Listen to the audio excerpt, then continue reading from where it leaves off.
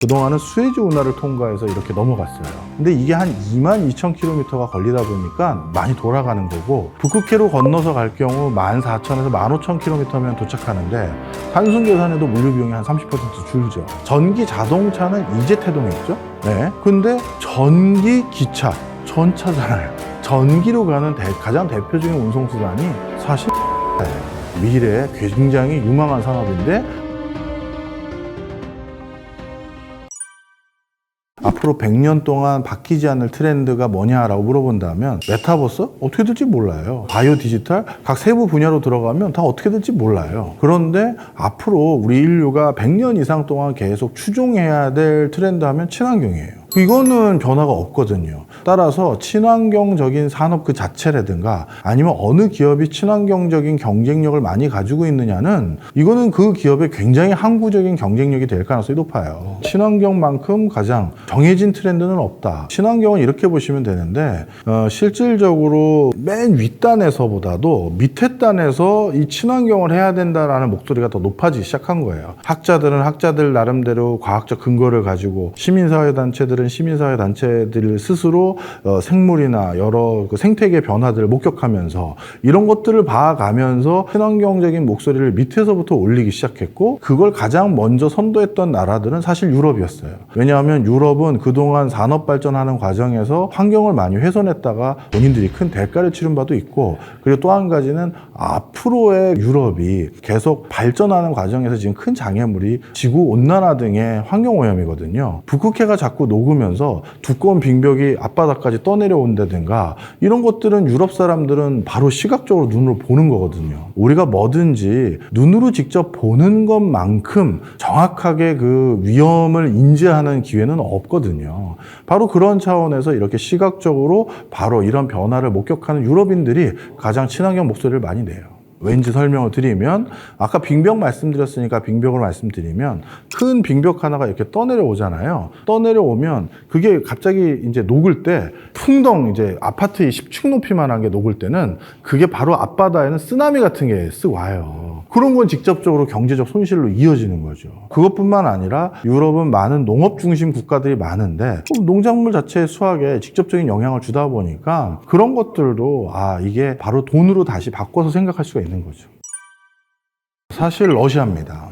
사실 이 동북아시아의 이 세 곳은 전 세계 제조 기능을 담당하는 곳인데, 여기에서 전 세계 제조의 한 40%를 하거든요. 근데 여기서 유럽이나 아프리카로 수출하는 경로가 그동안은 수에즈 운하를 통과해서 이렇게 넘어갔어요. 근데 이게 한 22,000km가 걸리다 보니까 많이 돌아가는 거고, 제일 빨리 가는 길은 위로 올라가는 거예요. 북극해로 올라가는 거죠. 동해 쪽으로 해서 북극해로 건너서 갈 경우 14,000에서 15,000km면 도착하는데 단순 계산해도 물류 비용이 한 30% 줄죠. 그런데 그동안 이 북극해를 왜 이용 안 했느냐? 계속 얼어붙거나 1년에 얼어붙는 기간이 너무 많기 때문이에요. 그러다 보니 안 이용했는데 지금 상황이 어떠냐? 북극해가 계속 녹고 있잖아요. 그러다 보면 북극해 항로가 1년 365일 이용할 수 있게 되는 것이고, 그것뿐만 아니라 그렇게 되면 이제 어떻게 된다? 아주 비유적으로 표현하면 역세권이 바뀌는 거예요. 지금 이쪽 우리 근처에서 잘 사는 도시를 보면 홍콩, 싱가포르, 두바이, 뭄바이 등등 얘기할 수 있잖아요. 다 수에즈 운하를 통과하는 그 경로에 있는 도시들이에요. 근데 이제 이거 이용 빈도가 줄어들고 위로 가는 게 더 많아진다라고 한다면 쉽게 해서 역세권이 달라지는 거죠. 그러다 보니 기후변화가 모든 전 지구적인 국가들에게 악영향만 미치는 게 아니라 주판을 튕겨봤을 때 조금씩 영향이 달라요. 돈을 버는 국가도 오히려 있어요. 사실 친환경과 관련돼서 가장 대표적인 산업 하면 많은 분들이 전기차, 풍력, 태양광 이런 거 많이 이제 꼽으시는데, 조금 더 들어가 보면 또 그 중에서 딱 친환경이다 이렇게 딱 하기가 애매해요. 그 이유가 이들 것들이 전부 친환경이라고 얘기하기가 참 그런 것이, 첫 번째로는 다시 또 다른 형태로 환경오염을 하고 있거든요. 대표적으로 전기차를 만드는데 필요한 핵심 부품 중에 하나가 배터리인데, 배터리를 생산하기 위해서 필요한 게 텅스텐이나 리튬인데, 이게 지금 콩고 민주공화국이라든가 저기 중남미 지역에서는 또 어마어마한 독성 있는 금속들이 그냥 강에 버려지거나 그냥 노천에서 채광되고 있거든요. 이 또 다른 형태의 환경오염이 유발되는 거고, 그 다음에 풍력 같은 경우는 대규모 풍력 단지가 조성됐던 곳에서는 뭐냐면 이거 돌 때 노이즈가 심한 거예요. 우리 인간에게는 그게 큰 노이즈로 안 들리지만 동식물들은 이 우리가 듣는 주파수 헤르츠와 다른 음역대를 듣다 보니까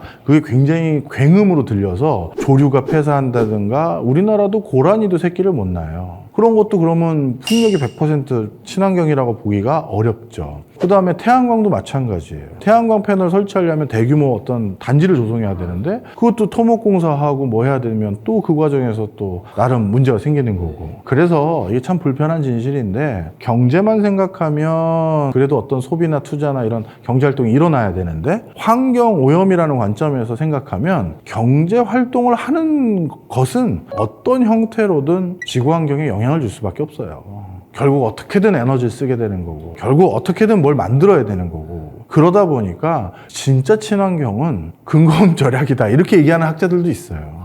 새 제품 나올 때마다 안 쓰고 그다음에 새 물건 나올 때마다 안 쓰고 새 옷 나올 때마다 안 입고 기업은 이제 어렵고 경제도 어려워질 수는 있지만 적어도 환경적인 부분에서는 그게 제일 적합하다 이런 얘기도 많이 합니다. 앞으로 한 뭐 50년이 걸릴지 100년이 걸릴지 모르겠는데 실질적으로 전기차를 주도하는 것은 일부 OECD 국가들을 중심으로 한 선진국이고요. 사실 후진국 개도국은 선진국에서 썼던 그 차를 중고차로 사다가 다시 쓰고 다시 쓰고 다시 쓰잖아요. 그런 곳에서도 전기차까지 보급되려면 정말 내 당대는 그것까지 기대하기 쉽지 않을 거예요. 그러다 보니까 전기차로 완벽하게 대체되는 것을 제가 죽기 전에 100% 보고 간다라고 저는 보장을 못 하겠는데요.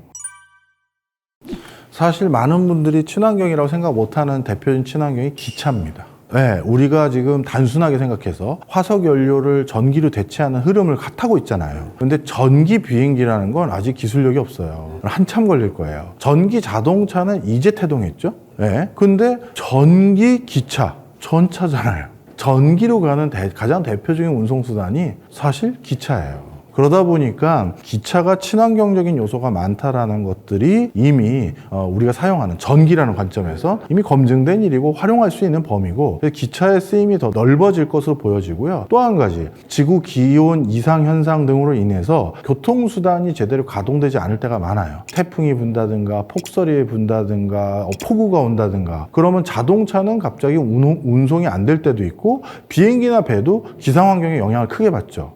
근데 기차만큼은 정시성을 가장 잘 지키는 운송수단이잖아요. 그러다 보니까 기후환경 변화에 가장 쉽게 대응할 수 있는 운송수단도 기차예요. 그러다 보니까 기차, 철도 산업이 미래에 굉장히 유망한 산업인데 아직 그렇게 크게 조망받지 못하고 있는 거죠.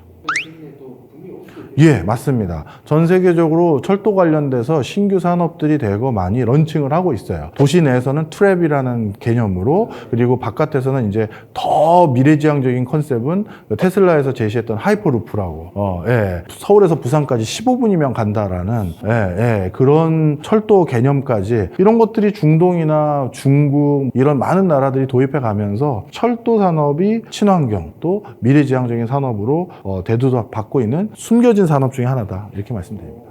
실질적으로 투자는 어디다 하는 거예요? 그러면 이제 철도 관련한 현대, 로템이라든가 이런 회사들에게 투자를 하면 되죠. 관련 이제 특정 회사를 딱 찝기가 이제 좀 조심스럽긴 하지만 그런 회사들을 좀 우리가 고민해 볼 필요가 있다. 네. 많은 시청자분들 요즘 주식시장 망가져서 고민 많으실 텐데요. 뭐 저도 마찬가지긴 합니다만 그럼에도 불구하고 제 소견을 말씀드리면 주식시장을 이럴 때 떠나면 다시 학습이 안 되더라고요. 그래서 언제 좋은 파도 왔을 때 돈을 또 많이 못 벌 때가 많습니다. 그래서 지금 남아 계시면서 또 다른 산업의 발달 그리고 경제 여러 상황 변화 이런 걸 모니터 하시고요. 그러다가 이렇게 새로운 산업에 꿈틀꿈틀 대고 있음을 알고 있다가 적정 시점에 베팅하면 적지 않은 성과 이루시지 않을까 생각이 듭니다. 제 영상이 조금이라도 도움되셨으면 하는 바람입니다. 감사합니다. 여러분 신문을 보시죠. 읽다 보니 이게 도대체 무슨 말인지 몰라요. 경제라는 언어가 안 돼서 바이든의 어떤 한마디가 나의 호주머니에 영향을 줘요. 제롬 파월 연준 의장이 금리 인하하겠다라는 종류의 한마디가 우리 아버지 직업을 바꿔놔요. 자, 그러면 지금부터 경제란 무엇인지 살펴봐야 되지 않을까요?